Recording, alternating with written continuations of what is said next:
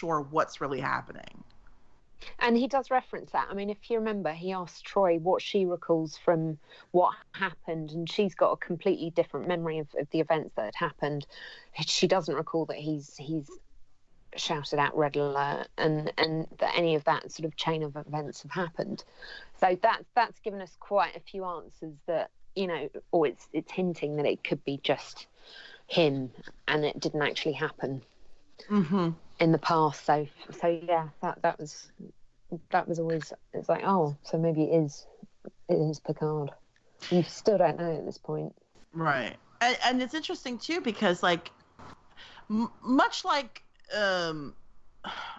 when we watched Endgame and they used like a different explanation about time travel. God. This, I know, that's another podcast, but like this explanation of this particular time travel is that the things that Picard is doing in the past are not affecting the future. Correct. Because as you said, Troy doesn't recall calling red alert and going to the Devron system. She just remembers how it really happened. There was a reception, she introduces him to the crew, then they go to Farpoint Station, pick up Riker and Crusher and Geordi. So it's like she remembers the real events. We're watching an alternate timeline, basically, unfolding here. So then, still in the past, we go to main engineering, where Picard has O'Brien in charge of making some changes and repairs. Of course, O'Brien, who's chief petty officer, and is like, I'm not the chief engineer. Not really supposed to do all of this. Picard's like, yeah, but I know you can do it because you used to build all those little starship engines as a kid. And, you know, you really see Picard using his knowledge of his crew here to really motivate them because, you know, Miles is like, how do you know that? And, you know, Picard's like, oh, it's in your service file or whatever. So, and then this is where we get that funny little exchange about Data not understanding the expression about burning the midnight oil. Yes. I do like how, you know, he basically like corners Chief O'Brien, like to demand that he explains to him where this comes from. And of course O'Brien's like, I don't know, it's just something I say. I like it when he tries to say it back to like Picard or whatever. He's like burning the Midnight Petroleum or something. Yeah, like that. I love that he says that. It appears he will have to burn. He will have to ignite the Midnight Petroleum. My favourite part of that whole scene is Picard's face. He finds Data so like you could see Picard being like, wow, Data has changed so much from when we first met him to now, and he's just so like charmed by how childlike Data is in this moment, which is just adorable. I need to say this, not that it's important. When it comes to uniforms, I hate those early uniforms. I like better, you know. I don't know. There's just something about those uniforms I just can't. I don't like the weird like piping around the tie. No. Yeah, but they didn't have to. The one thing that always used to get me about the lace uniform was the way Picard was always tugging down the top. Yes. Do you remember? He didn't have to worry in the first season. But no, I know what you mean. For aesthetically pleasing, it's not the nicest, but later on when they changed it, all I ever noticed is Picard pulling down the top. I think part of that, because some of the other ones kind of do when they actually need to be comfortable, you know, kind of thing. But I feel like Patrick Stewart did it all the time as part of his character or something. Because, sorry, but this is you know, the last episode of the series, so I'm going to go back and talk about other things. The episode where when they're transported and they turn into children. When I rewatched that the other day, Rascals, I think that was called. The kid that was playing Picard was tugging on his jacket the exact same way, like just because sometimes he just pull on it. And I was like, yes, that's like a very like Picard thing to do, you know, like twitchy thing. I can't think of the word I'm looking for, but yeah, because he mannerism. Yeah, because it's definitely the Picard tug. You know, he sits down and he tugs down on that shirt. And even Patrick Stewart has said that was just something he did because he could feel it riding up, so he would just tug it down. And it just became a thing that Picard always did. And even time to time you could see other characters do it, like Riker would do it sometimes, but it was always a Picard thing. It was always tug, and so but so we jump now back to the present. Picard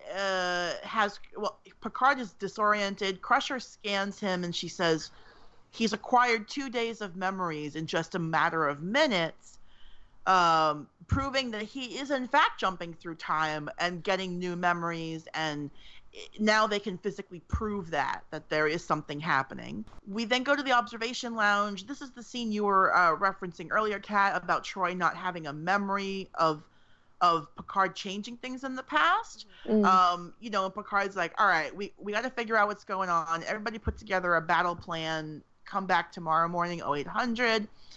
And then we get this really, to me, incredibly hypocritical scene because we see, Riker says to Troy, hey, do you want to grab some dinner? It's going to be late night. And then she's like, well, we've got plans, her and Worf. And Riker at first is like, oh, like he's awkward, like, oh, okay. And then he looks sad. Then he's angry. Then he's jealous. And I'm like, hold up. You have had relationships with a lot of women. Like, a lot. The man's a hoe.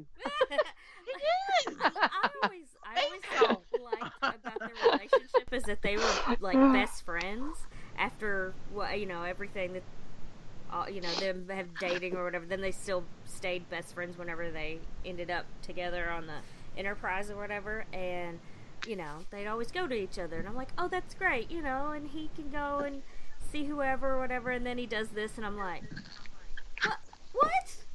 Why are you all of a sudden getting mad? Well, because it's fine if he does it, but it's not okay if she does it. The right double standard. That's right. Good old misogyny is still alive in the 21st century, apparently. Almost there, people. We're almost perfect. We're almost past all of that. I mean, but I guess you'd expect a man who mounts a chair like that to think that way. Jeez. Yeah, like he's like is angry at Worf. Like, how dare you? And it's like, she's a free person who can date whoever she wants. Why are you angry that she's having a relationship with somebody? Like, it's such a Riker thing to do. Whatever. Yeah. So then, Picard tells Riker that if at any moment he becomes disoriented, he should be ready to take command. And Riker's like, yeah, take command, got it. And but I'm more worried about my relationships right now. But okay. He's like, I'm tired. I'm not going to get my booty call. But what about my penis? Like, I'm really worried about that.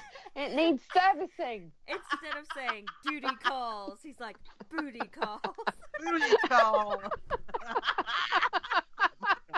Can you imagine if every time Riker got together with some woman, he would be like, booty calls, and he'd be like, no, get out. Just get out. I'll just throw off on him. See, I was going to say that he's like, I'm trying to take command of Troy and Worf's relationship right now. I'm trying to take command of that. Yeah. I'm trying to take command of someone else's love life, apparently. So then Picard goes to his ready room. Crusher follows him in there. She gets him some warm milk, gross, and tells with a touch of nutmeg. Touch of nutmeg, whatever. More milk is gross. And she tells him, to drink that and go get 8 hours of sleep. If I drank that, I would throw up because I despise warm milk. Me too. Well, unless it's like hot chocolate. Oh, well, that's a whole other beverage. Like plain warm milk, or even with the nutmeg. No, thank you. No, thank you. Keep your warm milk, doctor. Warm milk can stay in the cow. Yeah, exactly. Stay in the cow. That's hilarious. So they kind of share a little tender moment here, and they hold hands, they kiss, which is like, whoa, that's been building for 7 years. And he says to Beverly, a lot can happen in 25 years. And as we will see, a lot can happen in 25 years. We flash forward to the future. Picard does not want to do the testing that Data has set up. He wants to go to the neutral zone and the Devron system because he wants to see if the spatial anomaly is there in the future. Behind the scenes, everyone, Rebecca put NZ for neutral zone, and the first time I read it, I was like, New Zealand. Oh, wait. Picard wants to go to New Zealand and see where they filmed Lord of the Rings. He wants to see the Shire. I don't blame him. I too would like to see the Shire. Geordi tells Picard that there is no neutral zone anymore. So here's a big development. The Klingons have conquered the Romulan Empire, which is wild. Right. And the Klingons are no longer our allies. And basically they own everything the Romulans used to own. So there's no neutral zone, but this is now basically Klingon-controlled territory. And so they basically decide to call in a favor from Admiral Riker to get them to the Devron system. We see older-looking Jonathan Frakes. So old and gray. He's so old. Like, I feel like they went. He looks older than Picard. Yeah, because they just like slapped a beard on Patrick Stewart, but they. Yeah, exactly. Patrick Stewart, they gave him like old man overalls and a beard, and we're like, okay, you're 25 years older. And then Riker, they made him like really older, like lots of bags under his. I'm like, does the dude not sleep? What is happening to Riker? I mean, he's had a rough 25 years. No, and also like Picard, they've got him in a different outfit later, and it's almost like it's like the old man pants that are up real high, like it's almost the belt line of it's too high. Yeah, he's 100% wearing old man pants with the belt up to his chest. 100%. That's not even a question. Yeah. Riker tells them he will not allow them to go to the Devron system. It's too dangerous. He says he'll send some ships to the border and do some long range scans, and Picard's like, that's not good enough. And Riker's like, well, it has to be. Deuces, and then cuts the communication. I would have loved for it to have been like, deuces. So they figure out a way around this. Data says, let's go on board a medical ship because they are allowed to go into this area. There's been a plague on Romulus, and the Klingons are allowing the Federation to send doctors in to help. So they go aboard the USS Pasteur with Beverly is the captain. And so here's like a real expositional scene because we find out that her and Picard actually got married. They then got divorced at some point, but she kept his name. So she's Beverly Picard still, which is interesting. What did you all think about this plot point that they got married but then got divorced? I was a little bit surprised that they got divorced, but I wasn't surprised by the inevitability that they were going to get married. Because let's face it, it's what was hinted from the very beginning. Sure. That, okay, she'd lost her husband, but they'd been close, and there was this unspoken attraction between them, and it was occasionally referenced from time to time. That episode where they have this bond that develops between them. I was just thinking about that episode with they had those implants that they had to stay close to each other, and it like created like a psychic link between them. Not psychic, but like they could hear each other's thoughts. Yeah. Correct. So it telepathic. Was that way. Thank you. Yeah, it was always heading that way. For some reason, I wasn't surprised that they got a divorce. I don't know, because I don't know. Okay. There was something about it that I was like, oh, well, yeah, maybe I could see that, because if both of them kind of got, set in their ways and did other things, and then they just sort of got apart. But hey, it's Star Trek. Anything can happen. That's true. Very true. I know what I was going to say, because you all were talking about it sort of seemed like it was going to be inevitable they'd get together.